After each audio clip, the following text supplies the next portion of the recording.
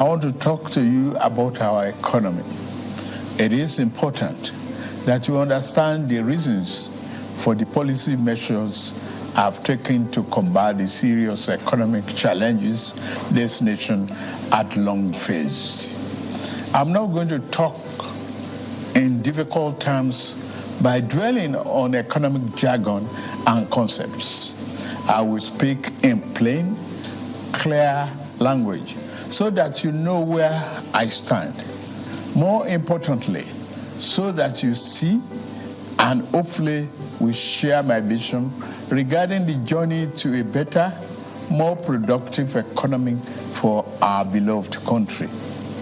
For several years, I have consistently maintained the position that the fuel subsidy had to go.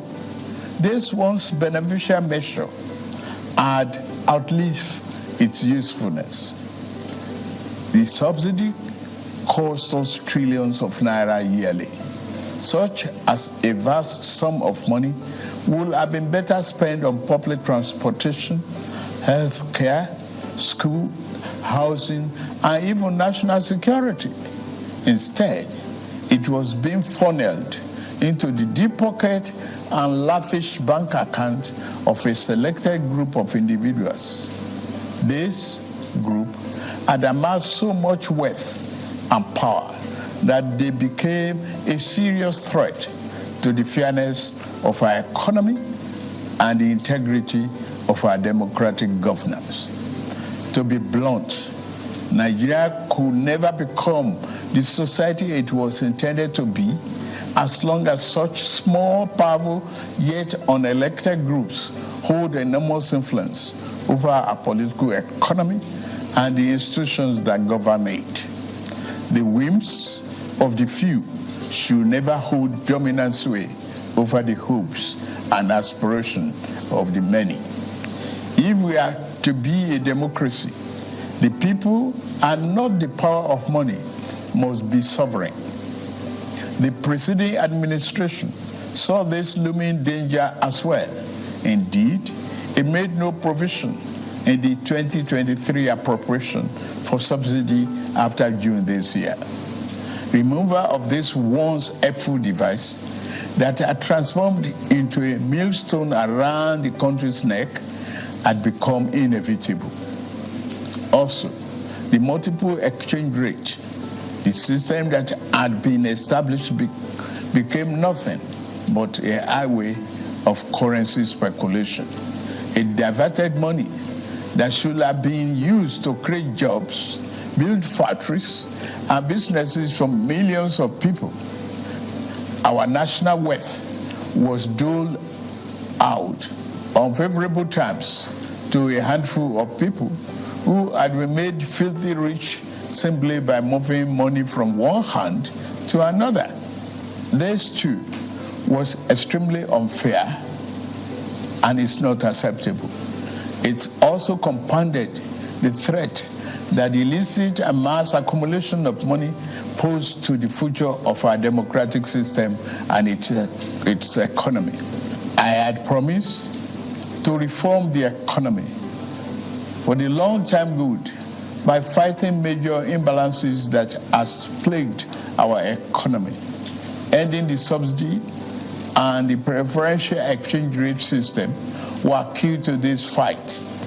This fight is to define the fate and future of our nation. Much is imbalance.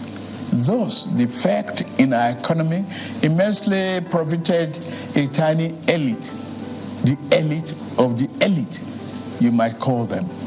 As we move to fight the flaws in the economy, the people who grow rich from them predictably will fight back through every means necessary.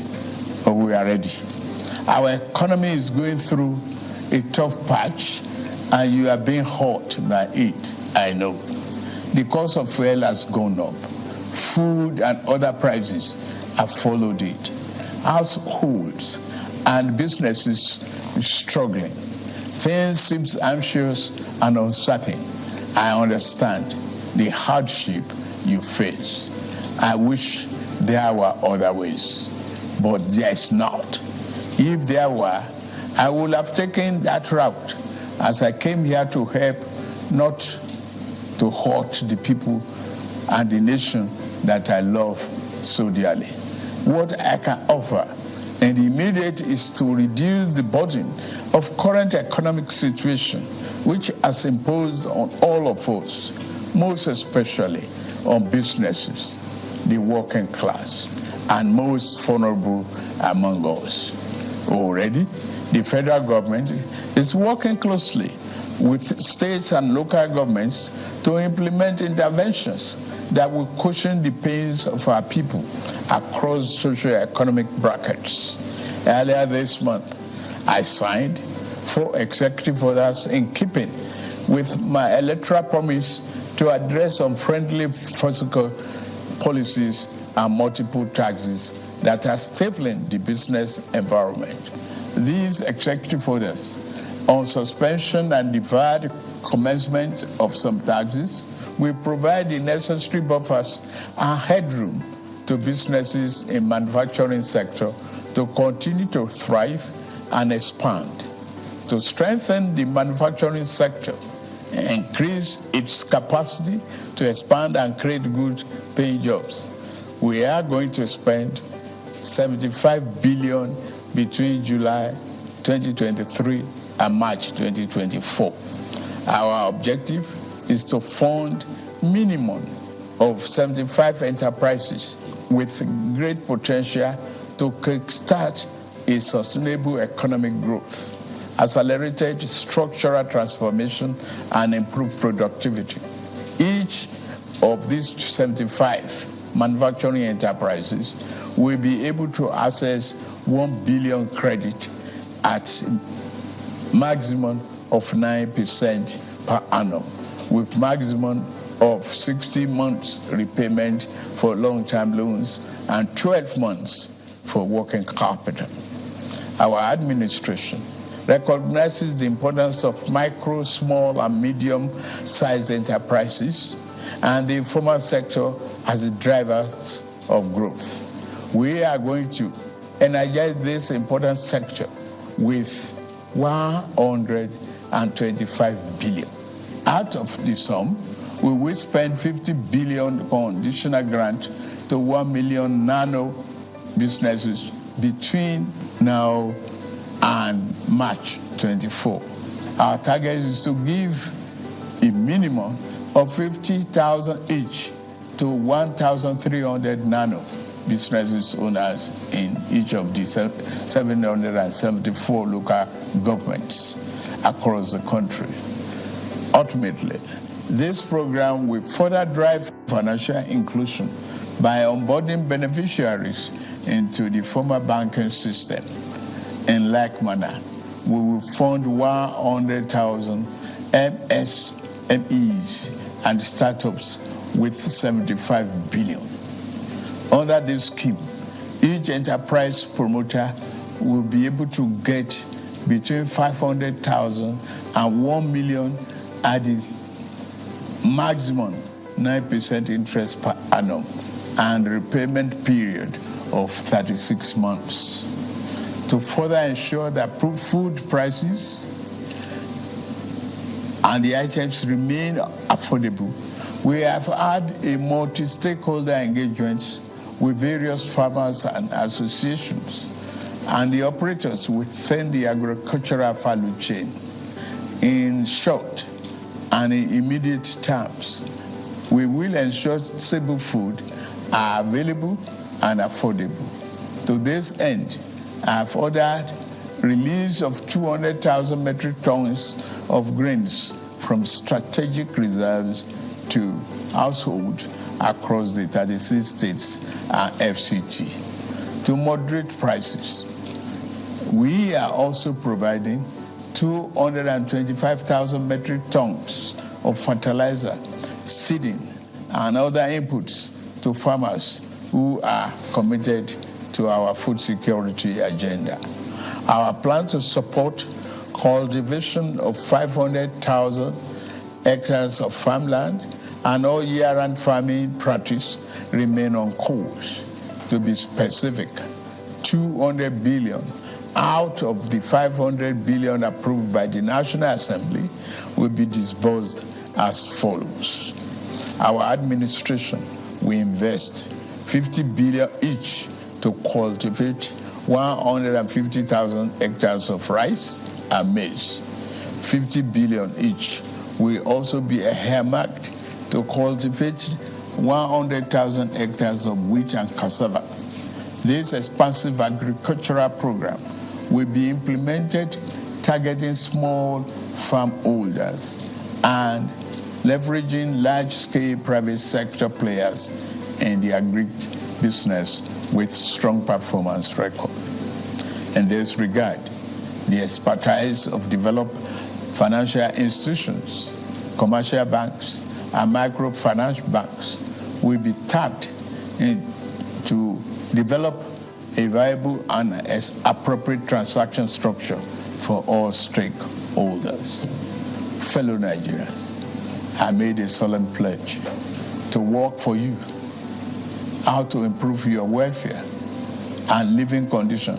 It's of paramount importance to me, and it is the only thing that keeps me up day and night. It is in the light of this that I approved the infrastructure support for the states. This new infrastructure fund will enable states to intervene, to invest and reinvest in critical areas and bring relief to many of the pain points, as well as revamp our decaying healthcare and educational infrastructure.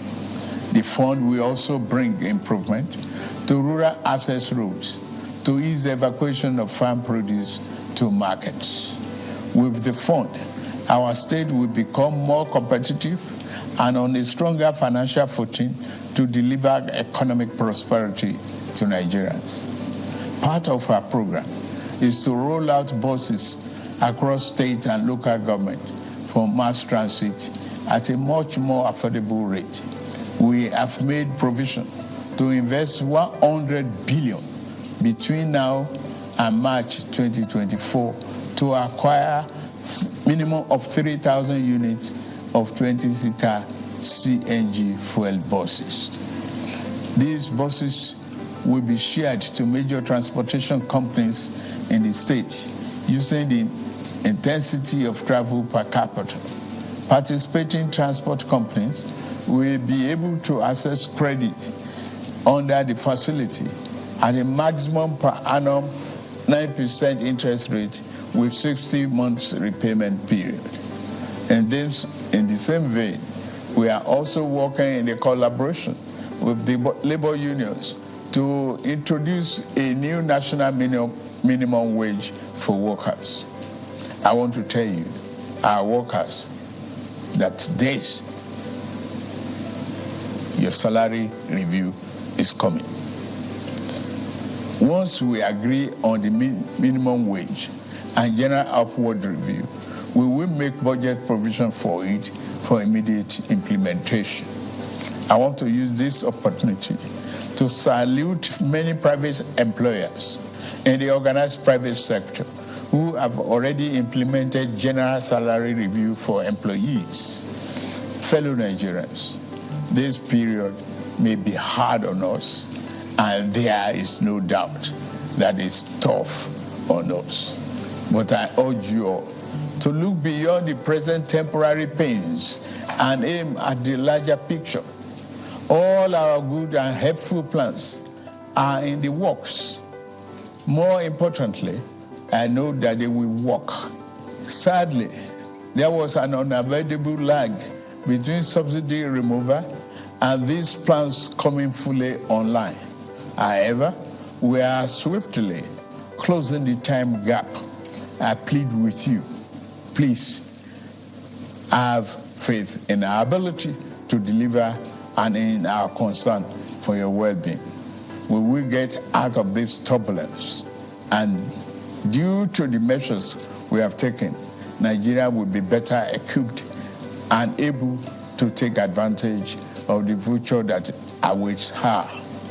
And in a little over 2 months, We have saved over ₦1 trillion that would have been squandered on the unproductive fuel subsidy, which only benefited smugglers and fraudsters.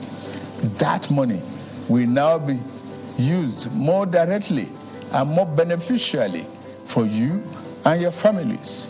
For example, we shall fulfill our promise to make education more affordable to all and provide loans to higher education students who may need them. No Nigerian student will have to abandon higher education because of lack of money. Our commitment is to promote the greatest good for the greatest number of our people. On principle, we shall never falter. We are also monitoring the effect of exchange rate and inflation on gasoline prices. If and when necessary, we will intervene.